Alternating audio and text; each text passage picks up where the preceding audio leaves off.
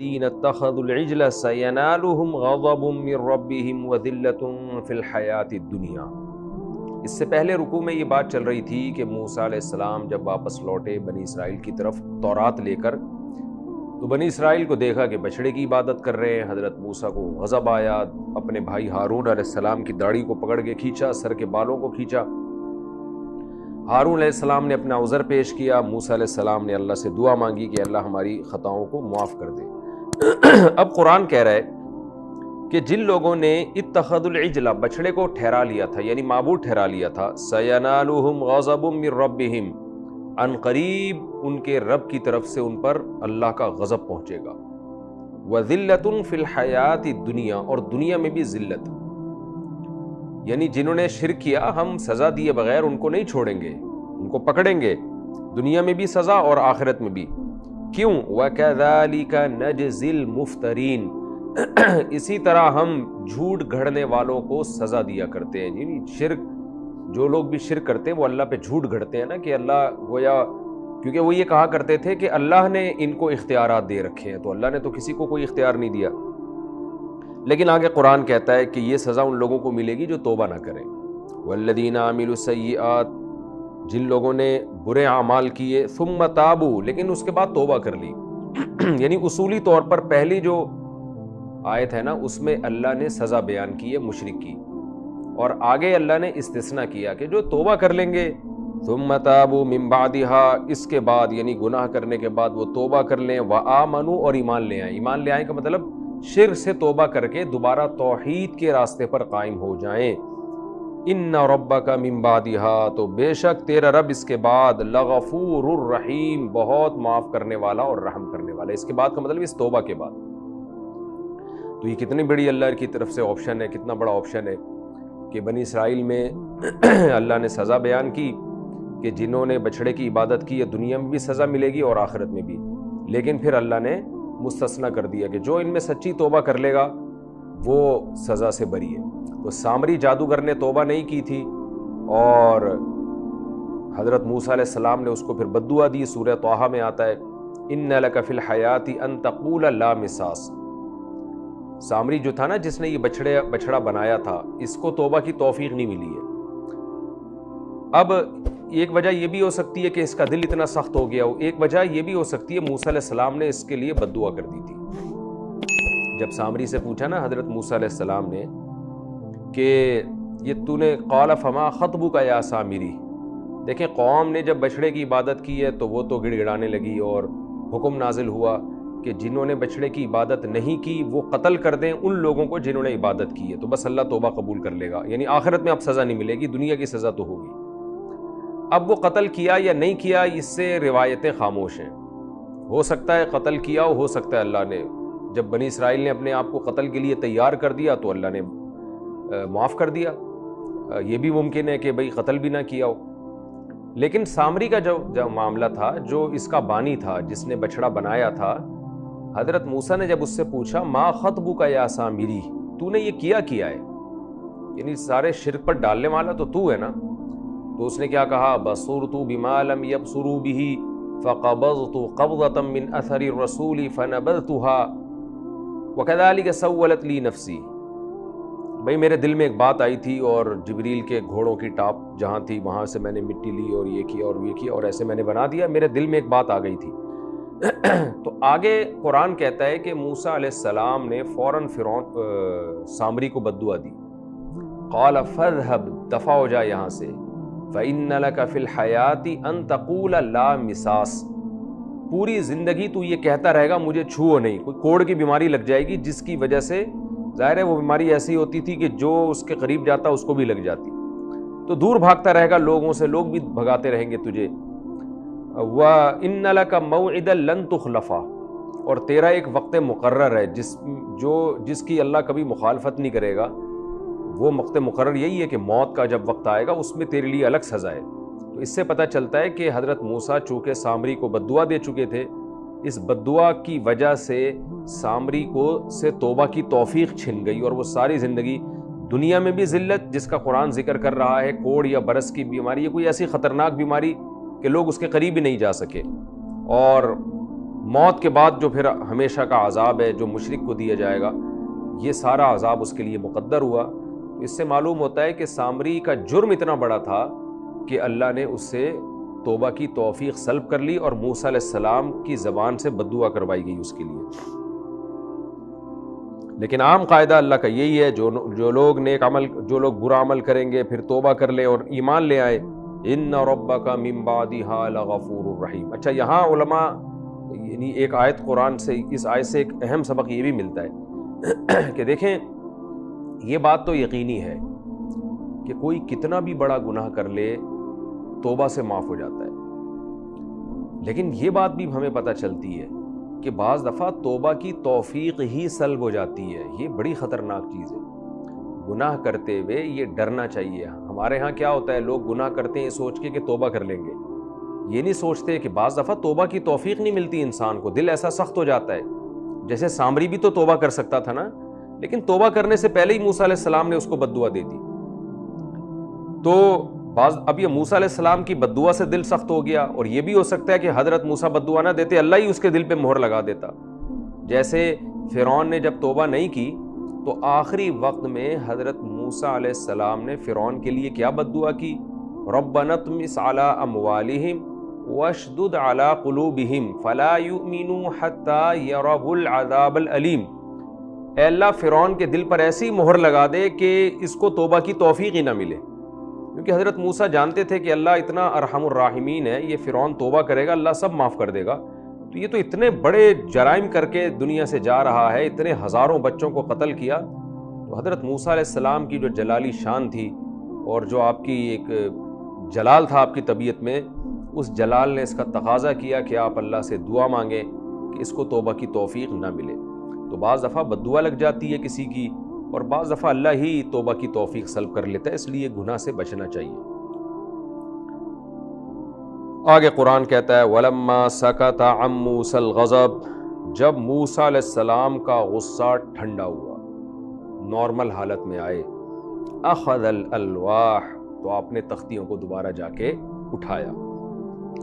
دیکھیں میں جب یہ آیتیں پڑھتا ہوں تو سوچتا ہوں کہ دین اسلام اور اللہ کا دین کیسا نیچرل ہے، فطرت ہے، فطری مذہب ہے، یعنی سب چیزیں ہو رہی ہیں، غصہ بھی ہو رہا ہے، خوشی بھی ہو رہی ہے۔ یہ جو آج کل کچھ لوگ دیندار بن کے ایک الگ سے ہی ہو جاتے ہیں، بالکل ہی ایک الگ ہی ان کی نیچر بن جاتی ہے، ایسا لگتا ہے یہ معاشرے کے فرد ہی نہیں ہے، کوئی اور ہی دنیا کی مخلوق ہیں۔ اس سے پتہ چلتا ہے وہ حقیقی دین کو فالو نہیں کر رہے ہوتے۔ جہاں بھی آپ ایک پریکٹیکل لائف میں زندگی گزاریں گے، نیچرل لائف ہوگی آپ کی، اس میں خوشیاں بھی ہوں گی، غم بھی ہوں گے، غصے بھی ہوں گے، مار دھاڑ بھی ہوگی، چیخو پکار بھی ہوگی، خوش مزاجی بھی ہوگی، سب کچھ ہوگا۔ تو ہم تمام پیغمبروں کی سیرت میں ہمیں یہی چیز ملتی ہے۔ اب موسیٰ علیہ السلام دیکھیں واپس آئے ہیں، قوم الٹے کام کر رہی ہے، غضبناک ہو رہے ہیں، تختیاں ایک طرف رکھ رہے ہیں، اور پھر جب غصہ ٹھنڈا ہو رہا ہے تو آپ کو ندامت بھی ہوئی کہ بھئی میں نے کیا کیا، پھر جا کے تختیاں واپس اٹھا رہے ہیں۔ تو یہ سب چیزیں اس کی علامت ہے کہ یہ دنیا اسی چیز کا نام ہے۔ اخذ الالواح، موسیٰ علیہ السلام نے تختیوں کو اٹھایا، وفی نسختہا، اللہ فرماتے ہیں اس کے نسخے میں، یہ نسخہ کا مطلب جو لکھی ہوئی تحریر ہے اس میں کیا تھا، ہدن، ہدایت تھی، گائیڈنس تھی، لوگوں کو سیدھا راستہ دکھایا گیا تھا، ورحمتن، اور رحمت تھی، ظاہر ہے اس پر عمل کریں گے تو اللہ کی رحمت ہوگی۔ کس کے لیے رحمت تھی؟ للذین هم لربہم یرہبون، ان لوگوں کے لیے جو اپنے رب سے ڈرتے ہیں۔ رہب یرہبو کا معنی خوف زدہ ہونا، ڈرنا، اسی سے راہب نکلا ہے۔ عیسائیوں میں جو راہب ہوا کرتے تھے نا، جو ہر وقت اللہ اللہ کرتے تھے بیٹھ کے، تو یعنی یوں کہا جاتا تھا دنیا سے بے رغبتی ہے اور ان کے دل میں اللہ کا خوف ہے۔ تو جن کے دل میں بھی اللہ کا خوف تھا ان کے لیے یہ ہدایت اور رحمت۔ قرآن اپنے بارے میں بھی یہی کہتا ہے ھدی للمتقین، ہر ایک کو ہدایت نہیں ملے گی، اس سے ان لوگوں کو ملے گی جو پرہیزگار بننا چاہتے ہیں۔ یہاں تورات کے بارے میں بھی قرآن یہ کہہ رہا ہے کہ اس سے بھی ہدایت ان لوگوں کو ملے گی جو اللہ کا خوف رکھتے ہیں، جو بننا چاہتے ہیں۔ اس سے پتہ چلتا ہے کہ آسمانی ہدایات سے فائدہ وہی اٹھاتے ہیں جن کے دل میں اللہ کی طرف میلان ہے۔ جو چاہتے ہی نہیں ہے ہدایت، ان کو آسمانی کتابوں سے ہدایت نہیں ملتی۔ وَاخْتَارَ مُوسَىٰ قَوْمَهُ 70 رَجُلًا لِمِيقَاتِنَا، جب موسیٰ علیہ السلام نے سامری کو بھی بد دعا دے دی اور بنی اسرائیل کی توبہ قبول ہو گئی، اور بچڑے کی جنہوں نے عبادت کی تھی ان کو یا تو قتل کر دیا گیا یا بغیر قتل کے چھوڑ دیا گیا، یعنی حالات جب معمول پہ آ گئے تو اب بنی اسرائیل کو حکم دیا گیا بھائی اب تم یہ جو تورات ہے اس پر عمل کرو۔ اب ظاہر ہے اس تورات میں حکام تھے مشکل، اور بنی اسرائیل کی نالائقیاں مشہور تھیں، تو کچھ نہ کچھ تو مشکل حکام ضرور تھے، یعنی سارے حکام مشکل نہیں ہوتے، لیکن کچھ حکام تو ایسے ہوتے ہیں جو ان کے کلچر کے اور ان کی روایات کے اگینسٹ جا رہے تھے، ان کی خواہشات کے اگینسٹ۔ تو ان میں سے بعض لوگوں نے یہ کہنا شروع کر دیا کہ اے موسیٰ، آپ اللہ سے تورات لے کر آئے ہو، اس کی کیا دلیل ہے کہ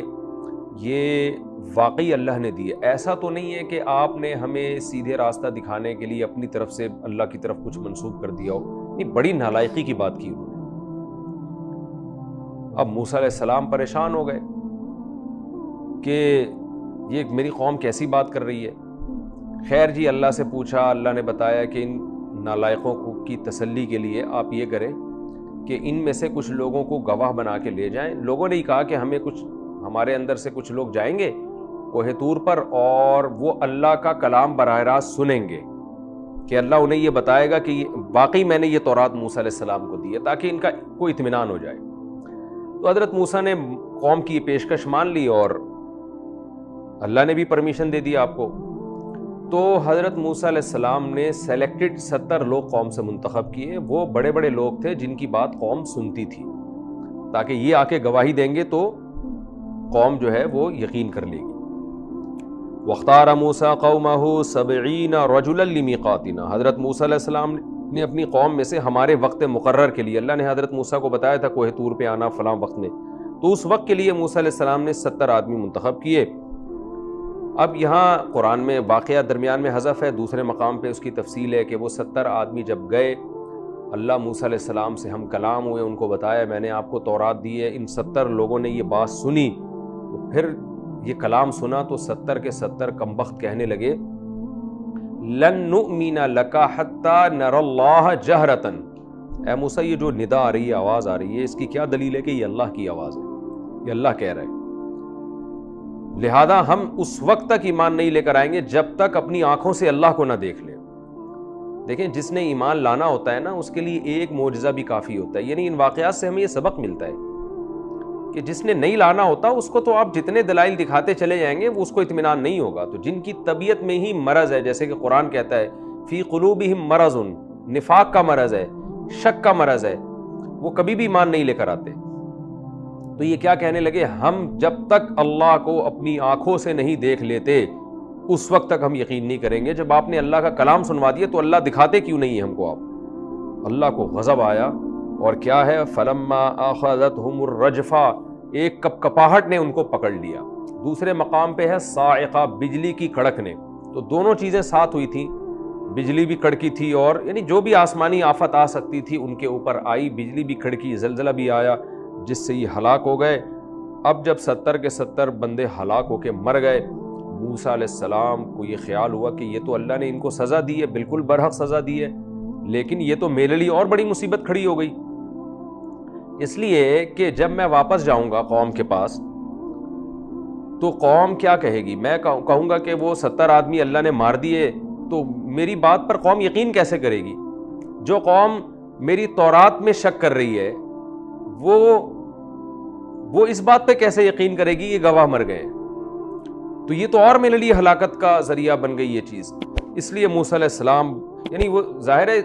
جب وہ واپس جائیں گے اور قوم کہے گی کہ بھئی وہ گواہ کہاں ہیں جنہوں نے آپ کو دیکھا ہے تورات دیتے ہوئے، اللہ کو دیکھا ہے یا اللہ سے بات، اللہ کا کلام سنا ہے، وہ قوم کہاں ہے؟ تو موسیٰ علیہ السلام کہتے ہیں کہ وہ مر گئے، تو وہ کہیں گے یہ تو آپ نے ان کو خود سے مارا ہے ان کو، تاکہ معاذ اللہ نقل کفر آپ کے پاس جو ہے اپنے تورات کے برحق ہونے کی ایک دلیل نہیں ہے، اور جو گواہ تھے وہ آپ نے مار دیے معاذ اللہ۔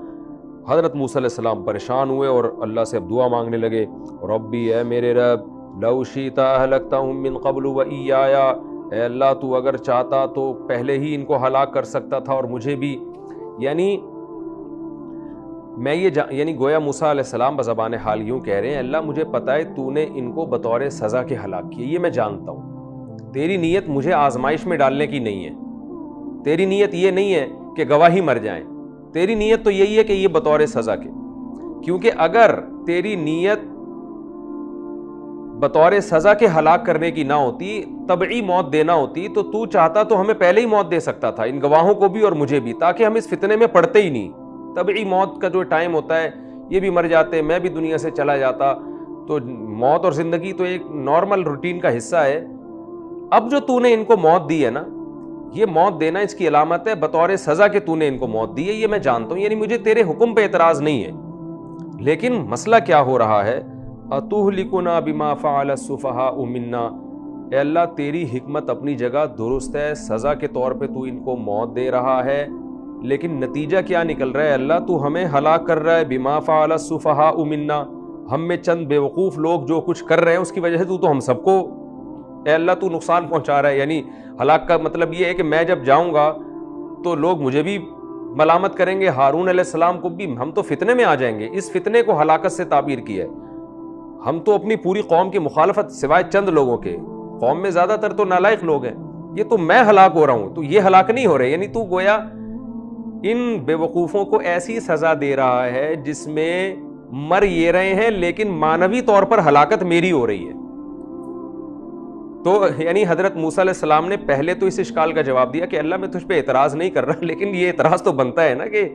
یہ تو میرا ہی الٹا نقصان ہو رہا ہے۔ میں دوبارہ اس آیت کا مفہوم بیان کرتا ہوں۔ فلما اخذتهم الرجفة، جب ان لوگوں کو زلزلے نے پکڑ لیا اور وہ 70 کے 70 ہلاک ہو گئے، تو موسیٰ علیہ السلام کہنے لگے ربی لو شئت اہلکتہم من قبل وایایا، اے اللہ تو چاہتا تو مجھے بھی اور ان کو بھی پہلے ہی ہلاک کر دیتا۔ یعنی یہ مختصر کلام ہے لیکن اس کے اندر بہت سے جملے محذوف ہیں، یعنی تو چاہتا تو ہمیں پہلے ہی ہلاک کر دیتا، جو کہ ایک طبعی موت ہوتی، تو وہ موت بطور سزا کے نہیں ہوتی، لیکن تو نے ہمیں پہلے ہلاک نہیں کیا، اب تو ان کو ہلاک کر رہا ہے، یہ اس کی علامت ہے تو نے بطور سزا کے ہلاک کیا ہے، تو تیرا یہ عمل بالکل درست ہے، مجھے اس پر اعتراض نہیں ہے۔ لیکن رزلٹ کیا نکل رہا ہے؟ اتہلکنا بما فعل السفہاء منا، تیری حکمت اپنی جگہ، تو نے ظلم نہیں کیا، لیکن اس کا جو رزلٹ آ رہا ہے وہ یہ آ رہا ہے کہ اللہ تو ہمیں ہلاک کر رہا ہے حقیقت میں، یعنی نتیجے کے لحاظ سے تو چند بے وقوفوں کی غلطی کی وجہ سے یہ ہلاک نہیں ہو رہے، میں ہلاک ہو رہا ہوں، ہم ہلاک ہو رہے ہیں، ایمان والے ہلاک ہو رہے ہیں، میں اور ہارون ہلاک ہو رہے ہیں۔ تو پھر آگے موسیٰ علیہ السلام کہنے لگے، یعنی واضح طور پہ اللہ سے ریکویسٹ بھی نہیں کر رہے ہیں نا، ڈر بھی رہے ہیں اللہ تعالیٰ سے کہ اللہ کہے گا اے موسیٰ تو میرے حکم پہ اعتراض کرتا ہے، اس لیے گول مول بات کر رہے ہیں حضرت موسیٰ علیہ السلام، کھل کے بات نہیں کر رہے۔ پھر کہہ رہے ہیں ان ہی الا فتنتک، اللہ یہ تیری آزمائش ہے اور ہم سب کے لیے آزمائش ہے، تو نے جو کچھ کیا ہے یہ تیری آزمائش ہے، تضل بہا من تشاء، اس آزمائش کے ذریعے تو جس کو چاہے گا گمراہ کرے گا، یعنی اور بہت سے لوگ گمراہ ہو سکتے ہیں اب کہ بھئی گواہی مر گئے، وتہدی من تشاء، اور جس کو چاہے گا تو سیدھے راستے پہ چلا لے گا۔ بہت سے لوگ ہوں گے جو اس فتنے کے بعد میری بات پر اور یقین کر لیں گے کہ موسیٰ جو کہہ رہے ہیں کہ 70 گواہ مر گئے، تو یقیناً ان گواہوں کی نالائقی تھی جس کی وجہ سے وہ مرے ہیں۔ تو اللہ یہ آزمائش تو ہے، اس میں کچھ لوگ تو سیدھے راستے پہ چلیں گے اور کچھ لوگ اس کی وجہ سے گمراہ ہو جائیں گے۔ تو اب تیری مرضی، تو نے کیا کرنا ہے، یعنی میں نے تو اپنا پیغام ہے اللہ تجھ تک گول مول طریقے سے پہنچا دیا کہ یعنی گویا موسیٰ علیہ السلام صاف طور پہ یہ کہنا چاہ رہے ہیں کہ یعنی ہلاک ہم ہی ہو رہے ہیں اللہ، نتیجے کے طور پہ نا جو رزلٹ نکل رہا ہے اللہ وہ یہی نکل رہا ہے کہ ہماری خیر نہیں ہے اب۔ انت ولینا، لیکن تو ہمارا دوست ہے، فاغفر لنا، ہماری مغفرت کر دے، ورحمنا، ہم پہ رحم کر، وانت خیر الغافرین، اور تو زبردست مغفرت کرنے والا ہے۔ تو اس میں اشارہ ہے کہ شاید ان 70 کے لیے بھی مغفرت کی دعا مانگ رہے ہیں کہ جو انہوں نے جرم کیا تو اللہ سب کی مغفرت کر دے، لیکن صراحتاً نہیں کہہ رہے کیونکہ ڈر بھی رہے ہیں کہ اللہ کا عذاب میرے اوپر نہ آ جائے، کہ اللہ کہے گا ان نالائقوں کے لیے مغفرت کی دعا مانگ رہے ہو۔ تو گول مول طریقے سے موسیٰ علیہ السلام جو ہے نا ایک اصول اور ضابطوں کی بات کر رہے ہیں۔ وہ کیا کہہ رہے ہیں؟ تو ہمارا دوست ہے، فاغفر لنا، تو ہم سب کی مغفرت کر دے، ورحمنا، ہم سب پر رحم کر، تو سب سے بہتر مغفرت کرنے والا ہے۔ تو پھر قرآن میں دوسرے مقام پہ آتا ہے اللہ نے ثم بعثناکم من بعد موتکم، کہ اللہ کہتے ہیں بنی اسرائیل کو ہم نے تمہیں پھر زندہ کر دیا تاکہ یہ جا کے گواہی دے سکیں کہ ہم نے واقعی کلام سنا ہے اللہ تعالیٰ کا۔ دوسرے مقام پر ہے۔ پھر آگے موسیٰ علیہ السلام مزید دعا مانگ رہے ہیں، وَاکْتُبْ لَنَا فِي هَذِهِ الدُّنْيَا حَسَنَةً، اے اللہ اس دنیا میں ہمارے لیے اچھائی لکھ دے،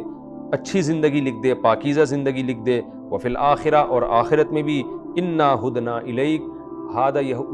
یہاں ہودنا تھا، اصل میں اس کا معنی ہوتا ہے کسی کی طرف مائل ہونا۔ اے اللہ ہم تیری طرف مائل ہوتے ہیں، قال عذابی، جب موسیٰ علیہ السلام نے یہ دعا مانگی ہے تو اللہ نے فرمایا عذابی اصیب بہ من اشاء، میرا عذاب اس کو پہنچے گا جس کو میں چاہتا ہوں، جیسے کہ میں نے ان کو عذاب دے دیا تو جس کو میں چاہوں گا عذاب پہنچے گا۔ ورحمتی وسعت کل شیء، لیکن قاعدہ میرا یہ ہے کہ میری رحمت ہر چیز کو گھیرے ہوئے، یعنی ہر چیز پر غالب ہے۔ یعنی اللہ نے ایک اپنا اصول بیان کر دیا کہ میں ٹھیک ہے عذاب دیتا ہوں جب چاہتا ہوں بندوں کو، اس کے کچھ اصول ہیں، ضابطے ہیں، لیکن رحمت میری ہمیشہ میرے غضب پہ غالب رہے گی، جیسے کہ اس موقع پر بھی آپ کی دعا قبول ہوگی اور ان کو میں زندہ کر دوں گا۔ تو رحمت کا اصول یہ ہے کہ وہ جب کسی بندے پر ہوتی ہے تو اس کے لیے اس بندے کا رحمت کا مستحق ہونا ضروری نہیں ہے، وہ رحمت کا مستحق نہیں بھی ہو تو میں کر دیتا ہوں، لیکن عذاب میں بغیر وجہ کے نہیں دیتا۔ تو ان 70 لوگوں کو جو میں نے عذاب دیا ہے وہ بغیر وجہ کے نہیں، ان کا جرم تھا اس وجہ سے دیا ہے، لیکن اب جو ان پر رحمت ہونے والی ہے، ان کو میں سب کو زندہ کر رہا ہوں، اس رحمت کا کوئی سبب ضروری نہیں ہے، وہ میں ارحم الراحمین ہوں، آپ کو بھی فتنوں سے بچاؤں گا، ان کو بھی اور آگے بنی اسرائیل کو بھی۔ ورحمتی وسعت کل شیء، میری رحمت ہر ایک کو شامل ہے، لیکن خاص طور پر جو میری رحمت ہوا کرے گی وہ اس طرح نہیں ہوگی، وہ خاص لوگوں پہ ہوا کرے گی جس کا آگے تذکرہ آ رہا ہے۔ یعنی میری رحمت سے ٹھیک ہے کافر بھی فائدہ اٹھاتے ہیں، گنہگار مسلمان بھی فائدہ اٹھاتے ہیں، لیکن میں اپنی خصوصی رحمت لکھوں گا ان لوگوں پر جو یہ والے اعمال کریں گے جن کا آگے تذکرہ آ رہا ہے۔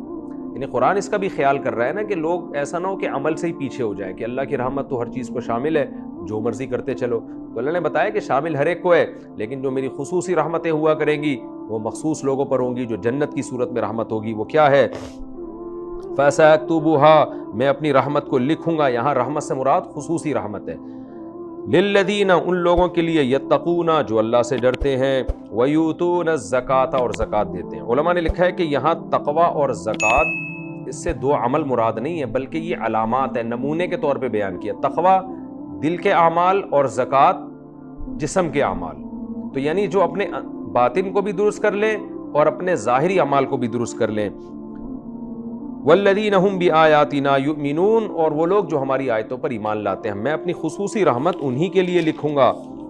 الذین یتبعون الرسول النبی الامی، اب دیکھیں بات چل رہی ہے بنی اسرائیل کی، موسیٰ علیہ السلام سے کلام چل رہا ہے، لیکن قرآن کی یہ بلاغت ہے، وہ اللہ درمیان میں اپنا کلام ایڈ کر کے اس واقعے سے ہٹ جاتے ہیں، یہ بہت ہوتا ہے قرآن میں۔ اب قرآن موسیٰ علیہ السلام سے کے واقعے کا تذکرہ کرتے کرتے اس نبی کی امت کا تذکرہ کرنا شروع کر دیتا ہے کہ قاعدہ تو میرا بنی اسرائیل کے لیے بھی وہی ہے جو اہل اسلام کے لیے۔ وہ قاعدہ کیا ہے؟ میں اپنی رحمت ان لوگوں کے لیے لکھوں گا، الذین یتبعون الرسول، جو ایک رسول کو فالو کرتے ہیں، النبی، جو نبی بھی ہیں، الامی، جو لکھنا پڑھنا نہیں جانتے، یعنی محمد صلی اللہ علیہ وسلم، جو ان کو فالو کرتے ہیں، میں ان کے لیے یہ رحمت لکھوں گا۔ تو گویا اب یہ اللہ حضرت موسیٰ سے جو کلام چل رہا تھا نا، وہ کلام سے ہٹ کے اللہ اپنا کلام درمیان میں ایک نیا واقعہ اس میں ایڈ کر رہے ہیں، یعنی بنی اسرائیل سے جو ہے وہ کلام کو تجاوز کر کے اور بنی اسرائیل سے کلام کو ہٹا کر اس امت کی طرف آ جاتے ہیں۔ اس میں حکمت یہ ہوتی ہے تاکہ اس امت کے لوگوں کے کان کھڑے ہو جائیں، ان کے دل متوجہ ہو جائیں کہ بھئی یہ جو بنی اسرائیل کا واقعہ بیان ہو رہا ہے، اس واقعے میں الجھ کے نہ رہ جاؤ، بلکہ اب یہ سب تمہارے لیے بیان ہو رہا ہے۔ تو بنی اسرائیل تو موسیٰ علیہ السلام کے ساتھ نالائقی کر رہے تھے، تم نالائقی نہ کرو۔ اللہ نے بنی اسرائیل کو موسیٰ کلیم اللہ دیے تھے، تو تمہیں بھی تو ایک رسول امی دیے ہیں، تو ان پر ایمان لے کر آؤ۔ تو قرآن درمیان میں چند آیتیں یہ اللہ کے دوبارہ بنی اسرائیل کے واقعے کی طرف جائے گا۔ الذین یتبعون الرسول، یہ وہ لوگ ہیں جو ایک رسول کو فالو کرتے ہیں، النبی، جو نبی ہیں، الامی، جو امی ہے۔ دیکھیں رسول اور نبی میں کیا فرق ہے، اس میں بہت سارے اقوال ہیں، جو راجح قول ہے جس پر ہر طرح کے دلائل منطبق ہو جاتے ہیں، وہ یہ ہے کہ ہر رسول نبی ہوتا ہے، لیکن ہر نبی رسول نہیں ہوتا۔ نبی تو اسے کہتے ہیں جس پر اللہ کی طرف سے وحی آتی ہو، اللہ نے اپنا پیغام لوگوں تک پہنچانے کے لیے اس کو منتخب کیا ہو، اور رسول کہتے ہیں وہ نبی جس کو مخصوص شریعت دی گئی ہو، جیسے اسماعیل علیہ السلام کو الگ شریعت دی گئی، ابراہیم علیہ السلام کو الگ شریعت دی گئی، عیسیٰ علیہ السلام کو الگ شریعت دی گئی، موسیٰ علیہ السلام کو الگ شریعت دی گئی۔ ٹھیک ہے، حضرت عیسیٰ بہت ساری چیزوں میں توراتی کے پابند تھے، لیکن مستقل شریعت بھی دی گئی ان کو۔ ہمارے نبی کو الگ شریعت دی گئی، چاہے الگ کتاب نازل ہو یا نہ ہو، یہ ضروری نہیں ہے، شریعت الگ ہونی چاہیے، تو اس نبی کو رسول کہا جاتا ہے۔ اور نبی کا مطلب شریعت الگ دی گئی ہو یا نہیں دی گئی ہو، کتاب دی گئی ہو یا نہیں دی گئی ہو، بس جن کو بھی اللہ نے اپنا کلام وحی کی صورت میں نازل کیا اور بندوں میں منتخب کیا اپنا پیغام پہنچانے کے لیے، ان کو نبی کہا جاتا ہے۔ اب اس پہ سوال یہ پیدا ہوتا ہے کہ قرآن کہہ رہا ہے الذین یتبعون الرسول النبی، کہ میں اپنی رحمت ان لوگوں کے لیے لکھوں گا جو اتباع کرتے ہیں ایک رسول کی جو کہ نبی ہیں۔ اب سوال پیدا ہوتا ہے، اگر یہ کلام الٹ ہوتا نا کہ یہ لوگ اتباع کرتے ہیں ایسے نبی کی جو کہ رسول ہو، رسول ہے، پھر تو بات سمجھ میں آتی ہے کہ نبی کو فالو کر رہے ہیں اور وہ نبی رسول بھی ہیں۔ لیکن جب پہلے رسول کہہ دیا تو اب نبی کہنے کی کیا ضرورت ہے، کیونکہ ہر رسول نبی تو ہوتا ہی ہے۔ یہ ایک اشکال ہوتا ہے۔ الذین، یہ وہ لوگ ہیں جو فالو کرتے ہیں ایک رسول کو جو کہ نبی ہیں۔ میرا خیال ہے اشکال سمجھ میں آ گیا ہوگا کہ رسول کے بعد نبی کہنے کی کیا ضرورت ہے، نبی کے بعد تو رسول کہا جا سکتا ہے کہ جو نبی ہیں عام نبی نہیں ہے بلکہ وہ نبی ہے جو کہ رسول بھی ہیں۔ لیکن یہاں معاملہ ہو رہا ہے الٹا کہ رسول ہیں جو کہ نبی، حالانکہ ہر رسول نبی ہوتا ہے۔ اس اشکال کا جواب یہ ہے کہ رسول پیغمبروں میں بھی ہوتے ہیں، اور یعنی رسول کا جو اطلاق ہے نا قرآن میں، رسول کا لفظ وہ پیغمبروں کے لیے بھی استعمال ہوا ہے، فرشتوں کے لیے بھی استعمال ہوا ہے، نبی کا لفظ فرشتوں کے لیے استعمال نہیں ہوا۔ تو یہاں رسول کے لفظ میں اس بات کا احتمال تھا کہ اس رسول سے بشر مراد ہے یا فرشتہ مراد ہے، تو نبی کے لفظ نے اس احتمال کو ختم کر دیا کہ وہ والے رسول جو نبی ہیں، جو صرف بشر میں، انسانوں میں ہوتے ہیں۔ تو ہم کسی فرشتے پر ایمان لانے کی بات نہیں کر رہے، جبریل ہماری مراد نہیں ہے، ہماری مراد وہ جو تمہارے درمیان انسان ہیں، محمد صلی اللہ علیہ وسلم، جن کے بارے میں تم یہ کہتے ہو ما لہذا الرسول یأکل الطعام ویمشی فی الاسواق، یہ کیسے رسول ہیں جو کھانا بھی کھاتے ہیں، بازاروں میں خریداری بھی کرتے ہیں، یہ تو عام انسانوں کی طرح کے انسان ہیں۔ تو اللہ فرماتے ہیں میری رحمت انہی لوگوں کے لیے ہوگی جو ایسے رسول کو فالو کرتے ہیں جو نبی ہیں، جو انسانوں کی طرح کے انسان ہیں، وہ کوئی الگ مخلوق نہیں ہے۔ اور پھر کمال کی بات یہ کہ ہیں بھی امی، تو امی ہو کے بھی ان پر ایمان لے کر آتے ہیں۔ عام طور پر لوگ کیا کرتے ہیں، ایسے کو فالو کرتے ہیں جو ایجوکیٹڈ ہو، پڑھا لکھا ہو، اس کے پاس یعنی کوئی کسی ادارے سے فارغ ہو۔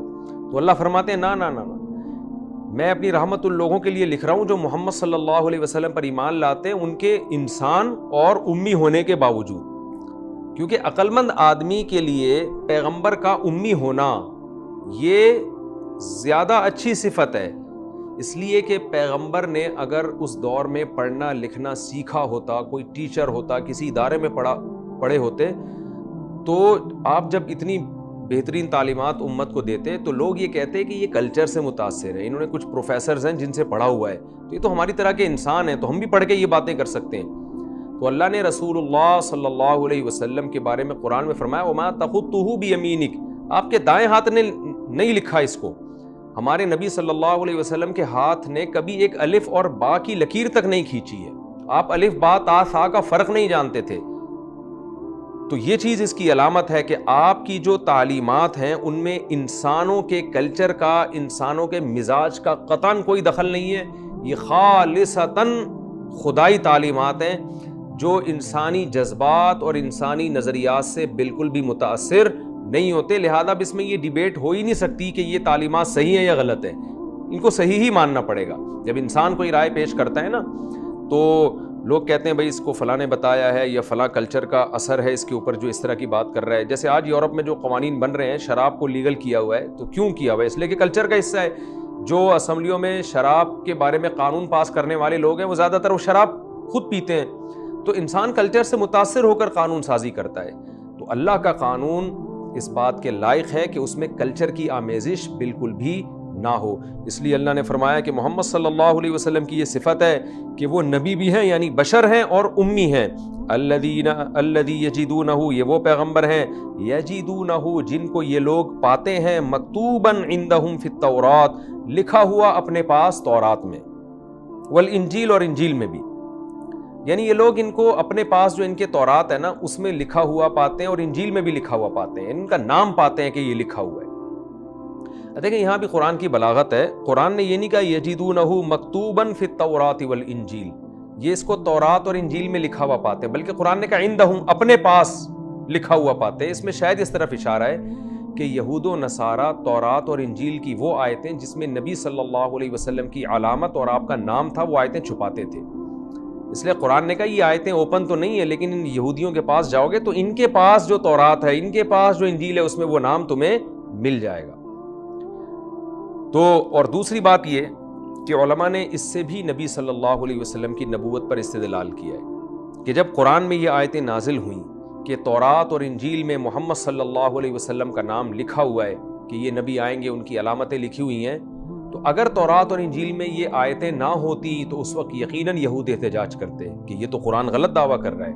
عیسائی احتجاج کرتے کہ یہ تو قرآن غلط دعویٰ کر رہا ہے، اور تاریخی طور پر وہ احتجاج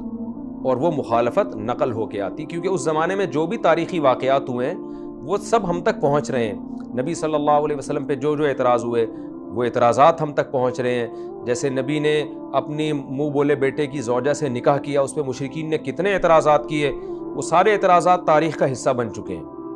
وہ سارے اعتراضات ہم تک ہیں۔ تو ہر طرح کے اعتراضات جو اس دور میں اسلام پر ہو رہے تھے وہ مورخین نقل در نقل کرتے چلے آ رہے ہیں۔ تو ہمیں یہاں نہیں ملتا کہ کسی ایک یہودی یا کسی ایک عیسائی نے یہ دعویٰ کیا ہو کہ قرآن معاذ اللہ جھوٹ بول رہا ہے، اور قرآن میں تو تورات اور انجیل میں تو کہیں بھی محمد صلی اللہ علیہ وسلم کا تذکرہ نہیں ہے، بلکہ یہ آیتیں سن کے یہود و نصارہ خاموش تھے، اور بعض یہود تو ایمان اسی بیس پر لے کر آئے ہیں، اور وہ یہ دعویٰ کیا کرتے تھے کہ نبی صلی اللہ علیہ وسلم کی علامات قرآن میں تورات اور انجیل میں موجود ہیں۔ اور اب تو جو مناظر اسلام ہیں مختلف دنیا میں، جیسے ڈاکٹر ذاکر نائک صاحب ہیں، یا ان کے علاوہ اور جو ماضی قریب میں اور ماضی بعید میں جو ہمارے مناظر گزرے ہیں جو اسلام اور کفر کا تقابل کرتے تھے، جن میں مولانا عبدالماجد دریا آبادی رحمۃ اللہ علیہ، ان کا بھی بڑا کردار ہے، آسمانی کتابوں کا کافی ان کا بھی وسیع مطالعہ ہے۔ تو ان جیسے اور بہت سارے دیگر علماء، انہوں نے تو وہ آیتیں کھول کھول کے حوالوں کے ساتھ لوگوں کے سامنے بیان کر دی ہیں کہ یہ آیتیں خالصتاً محمد صلی اللہ علیہ وسلم کے بارے میں کسی اور شخصیت پہ یہ فٹ ہی نہیں ہو رہی، لیکن تحریف کر کر کے ان کے معنی مفہوم گھما گھما کے یہود و نصارہ نے اس میں تعویلات کی ہیں۔ تو قرآن کہتا ہے یہ وہ رسول ہیں جن کو یہ اپنے پاس تورات اور انجیل میں لکھا ہوا پاتے ہیں، یأمرہم بالمعروف، اور ان رسول کی خاصیت کیا ہے، یعنی ان پیغمبر کے برحق ہونے کی دلیل ان کا امی ہونا بھی ہے، تورات اور انجیل میں ان کا لکھا ہوا ہونا بھی ہے، یہی دلیل کافی ہے۔ لیکن ان کی تعلیمات خود اس کی علامت ہیں کہ اللہ کے نبی ہیں، کیونکہ جو جھوٹا آدمی ہوتا ہے وہ اچھی تعلیمات کبھی نہیں دیتا، کیونکہ جھوٹ وہ اس نے بولا اس لیے ہوتا ہے کہ میں قوم کا سردار بن جاؤں، لوگ مجھے پسند کریں، تو چار اچھی باتیں کرے گا، ان کے بیچ میں کچھ غلط باتیں بھی کرنا شروع کر دے گا۔ لیکن قرآن کہہ رہے ہیں ان کی تعلیمات بھی ایسی ہیں، یأمرہم بالمعروف، یہ ان کو نیکی کا حکم دیتے ہیں۔ آپ دیکھ لیں الحمد سے لے کے والناس تک جتنی قرآن کی آیتیں ساری پاکیزہ باتوں کی تعلیم دے رہی ہیں اور غلط باتوں سے آپ کو روک رہی ہیں۔ یتیم کا مال کھانے سے روک رہی ہیں، ناپ تول میں کمی کرنے سے روک رہی ہیں، سود کھانے سے روک رہی ہیں، رشتہ داری توڑنے سے روک رہی ہیں، اور شرک سے روک رہی ہیں۔ تو یأمرہم بالمعروف وینہاہم عن المنکر، اور یہ نبی ان کو برائیوں سے روکیں گے، ویحل لہم الطیبات، ان کے لیے پاکیزہ چیزوں کو حلال کر دیں گے، یعنی کر رہے ہیں، یہ کام کر رہے ہیں یہ، ویحرم علیہم الخبائث، اور ان پر حرام کر رہے ہیں ناپاک چیزوں کو۔ یہاں نسبت مجازی ہے، دیکھیں حلال اور حرام کرنا یہ اللہ کا کام ہے، قرآن میں دوسرے مقام پر یہ بات بہت واضح ہے کہ کسی کو حلال و حرام کرنے کی اجازت نہیں۔ تو جو پیغمبر کی طرف نسبت ہو رہی ہے نا مجازن، کیا مطلب حلال تو اللہ کرے گا لیکن اس حلال کرنے کو بیان پیغمبر کریں گے، تو اس لیے مجازی طور پر پیغمبر کی طرف نسبت کر دی۔ تو پاکیزہ چیزیں حلال کریں گے، کیا مطلب؟ یہودیوں نے کچھ چیزیں اللہ نے یہودیوں پر حرام کر دی تھیں، حالانکہ وہ پاکیزہ تھیں، لیکن بطور سزا کے اللہ نے ان پر حرام کر دیں، تو نبی صلی اللہ علیہ وسلم ان چیزوں کو حلال کر دیں گے کیونکہ وہ پاکیزہ ہیں، وہ اصل وضع کے اعتبار سے حرام نہیں ہیں۔ جیسے اونٹ کا گوشت تھا یہودیوں پہ حرام تھا تو اللہ نے حلال کر دیا۔ وَيُحَرِّمُ عَلَيْهِمُ الْخَبَائِثَ، اور ناپاک چیزوں کو حرام کریں گے۔ اسلام میں جتنی چیزیں حرام ہیں ساری گندی، چھپکلی، چوہے، کتے، بلی کھانا، سور، یہ سب ناپاک چیزیں ہیں، یہ حرام کر دیں گے۔ وَيَضَعُ عَنْهُمْ إِصْرَهُمْ، اور ہٹا دیں گے ان سے اصر، وہ بوجھ، والاغلال، اور وہ طوق اور زنجیریں، کانت علیہم، جو ان کے اوپر پڑی ہوئی تھی۔ کیا مطلب؟ بہت سارے احکام تھے بنی اسرائیل پر جو ان پہ بطور سزا کے اللہ نے پابندیاں لگائی تھیں، وہ ایک بوجھ تھے ان کے اوپر، تو پیغمبر صلی اللہ علیہ وسلم وہ پابندیاں بھی ہٹا دیں گے۔ جیسے میں نے بتایا نا، کھانے پینے میں بہت ساری چیزیں ان پر حرام ہوئی ہوئی تھیں، ان کی بہت زیادہ تفصیل ہمیں حدیث کی کتابوں میں نہیں ملتی کہ وہ کیا سخت پابندیاں تھیں۔ جو موٹی موٹی تفصیل ہمیں ملتی ہے وہ یہی ملتی ہے جو صحیح حدیث سے ثابت ہے کہ بہت ساری کھانے پینے کی چیزیں ان پر ان کے گناہوں کی وجہ سے حرام کر دی گئی تھی۔ تو فالذین آمنوا بہ، اب اللہ خوشخبری دے رہے ہیں، فالذین، یعنی گویا ہمیں بنی اسرائیل سے ہٹا کے یہاں لے کر آ رہے ہیں، آگے پھر بنی اسرائیل شروع ہو جائیں گے۔ تو آگے اللہ تعالیٰ فرماتے ہیں فالذین آمنوا بہ، اے ایمان والو، پس وہ لوگ جو محمد صلی اللہ علیہ وسلم پر ایمان لائے، یعنی موسیٰ کو چھوڑو اب تم اپنی فکر کرو، بنی اسرائیل کو چھوڑو اب تم اپنی فکر کرو۔ والذین آمنوا بہ، وہ لوگ جو محمد صلی اللہ علیہ وسلم پر ایمان لائیں گے، وعزروہ، اور آپ کو تقویت دیں گے، آپ کی حمایت کریں گے۔ دیکھیں، عزر یعزر تعزیرن کا اصل معنی ہوتا ہے روکنا۔ روکنے کا کیا مطلب ہے؟ تعزیر ہوتے ہیں نا، تعزیر واجب ہے، تو کوڑوں کو تعزیر کیوں کہتے ہیں؟ کوڑے لگانے کو کہتے ہیں نا، اس پر حکومت پر لازم ہے کہ اس کو تعزیری سزا دے، تعزیرات پاکستان آپ نے سنا ہوگا۔ تو چونکہ جب سزا ملتی ہے نا مجرم کو، تو وہ بھی برائی سے رکتا ہے اور معاشرہ بھی برائی سے رکتا ہے، اس لیے اس سزا کو بھی تعزیر کہا جاتا ہے، ورنہ اصل تعزیر کا معنی ہے روکنا۔ تو سزا کو تعزیر کیوں کہتے ہیں؟ اس لیے کہ وہ روک دیتی ہے۔ تو عزر یعزر تعزیرن کا معنی ہے روکنا۔ جہاں آپ کسی کو کے گرد باؤنڈری کھینچ کے اس کو روک لیتے ہیں تو گویا اس کی حفاظت بھی کرتے ہیں آپ، تو اس لیے حفاظت کے معنی میں بھی استعمال ہوتا ہے، آپ کسی کی حمایت کرتے ہیں، شر اس کی طرف آنے سے روک لیتے ہیں آپ، تو اس لیے بھی تعزیر کا لفظ استعمال ہوتا ہے۔ تو یہاں قرآن میں اسی معنی میں، حمایت کے معنی میں، وعزروہ، اور جنہوں نے محمد صلی اللہ علیہ وسلم کی حمایت کی، مدد کی، ونصروہ، اور آپ کی مدد کی، واتبعوا النور الذی انزل معہ، اور اس نور کی اتباع کی جو محمد صلی اللہ علیہ وسلم پر ناز کے ساتھ نازل ہو رہا ہے، یعنی قرآن، اولئک ھم المفلحون، قرآن کہتا ہے یہی لوگ ہیں پورے پورے کامیاب۔ تو یہ رکوع ہمارا مکمل ہوا انشاءاللہ۔ اب میں اس کے مختصر اس میں جو علمی نکات ہیں وہ جلدی سے بیان کر کے بات ختم کرتا ہوں۔ پہلا سبق تو ہمیں یہی ملتا ہے کہ شرک کتنی بڑی برائی ہے۔ اللہ نے فرمایا کہ جنہوں نے شرک کیا ان کو اللہ کا غضب بھی پہنچے گا، دنیا میں ذلت بھی پہنچے گی۔ دوسرا سبق ہمیں یہ ملتا ہے کہ ہر ایک کو توبہ کی توفیق نہیں ملتی، جیسے سامری نے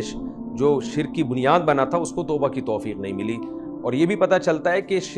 برائی کرنا بھی جرم ہے، لیکن جو برائی کی بنیاد رکھے وہ زیادہ بڑا مجرم ہے۔ تو بنی اسرائیل نے تو بچڑے کی عبادت کی تھی، وہ بھی مجرم، لیکن سامری جس نے بچڑا بنایا تھا وہ زیادہ بڑا مجرم تھا۔ ایک سبق یہ ملتا ہے۔ ایک سبق ہمیں کیا ملتا ہے کہ نالائق قوم جو ہے نا، اس کو آپ جتنے بھی دلائل دے دیں وہ نالائق کے نالائق ہی رہیں گے۔ دیکھیں، نبی صلی اللہ علیہ وسلم نے بتایا کہ میں 7ویں آسمان سے ہو کر آیا ہوں، اللہ سے مل کر آیا ہوں، جبریل مجھے اوپر تک لے گئے تھے معراج کی رات میں۔ صحابہ نے بغیر دلیل کے یقین کر لیا کہ جب یہ سچے ہیں تو انبیاء کے ساتھ ایسا ہو سکتا ہے۔ لیکن بنی اسرائیل کی نالائقیاں دیکھیں، اتنا کچھ دیکھنے کے بعد بھی وہ کہہ رہے ہیں کہ بھئی تورات ہم اپنی آنکھوں سے جا کے دیکھیں گے، اللہ کہے گا کہ میں نے کتاب دی ہے تو مانیں گے ورنہ نہیں۔ اور پھر ان کے ساتھ معاملات کیا ہوئے، ان کو ہلاک کر دیا گیا۔ پھر پوری بنی اسرائیل کی تاریخ عیسیٰ علیہ السلام تک اٹھا کے دیکھیں، فساد سے بھری ہوئی ہے۔ تو اپنے بارے میں ہمیں فیصلہ کرنا چاہیے کہ ہم فسادی ہیں یا ماننے والے لوگ ہیں، تو ایک طرف ہو جانا چاہیے ہمیں۔ اور اس سے یہ بھی پتہ چلتا ہے کہ بنی اسرائیل تو قوم تھی، گزر گئی، ان کے ساتھ جو ہونا تھا ہو گیا۔ اللہ بنی اسرائیل کے واقعے سے نکال کر ہمیں ہمارے پیغمبر صلی اللہ علیہ وسلم کی طرف لاتے ہیں کہ دیکھو وہ تو موسیٰ علیہ السلام تھے، ان کی قوم نے ان کے ساتھ جو کرنا تھا کر لیا، تمہیں تو اللہ نے پیغمبر دیے ہیں جو امی ہیں، لکھنا پڑھنا نہیں جانتے، لیکن کیسے انہوں نے پوری شریعت دے دی۔ آج پوری دنیا کو اسلام چیلنج کر رہا ہے اور ببانگ دہل یہ اعلان کر رہا ہے کہ اسلام جیسا مذہب اور اسلام جیسے قوانین دنیا میں کسی کے پاس نہیں ہے۔ اور یہ قوانین پیش کرنے والے ایک ایسی شخصیت ہے جو عرب کے پسماندہ علاقے میں پیدا ہوئے، جو نہ لکھنا جانتے اور نہ پڑھنا جانتے۔ تو قرآن فضائل بیان کر رہا ہے کہ جو ان کو فالو کریں گے ان کے لیے میں اپنی خصوصی رحمتیں لکھوں گا اور وہی لوگ کامیاب ہوں گے۔ اللہ ہمیں ہمارے نبی صلی اللہ علیہ وسلم پر کامل ایمان نصیب فرمائے، اور بنی اسرائیل نے جو سلوک موسیٰ علیہ السلام کے ساتھ کیا تھا، اللہ ہمیں ہمارے نبی کے ساتھ اس سلوک سے محفوظ رکھے۔ سچا ایمان اور کامل ایمان کی ہمیں توفیق دے اور پورے طور پر اسلام کو فالو کرنے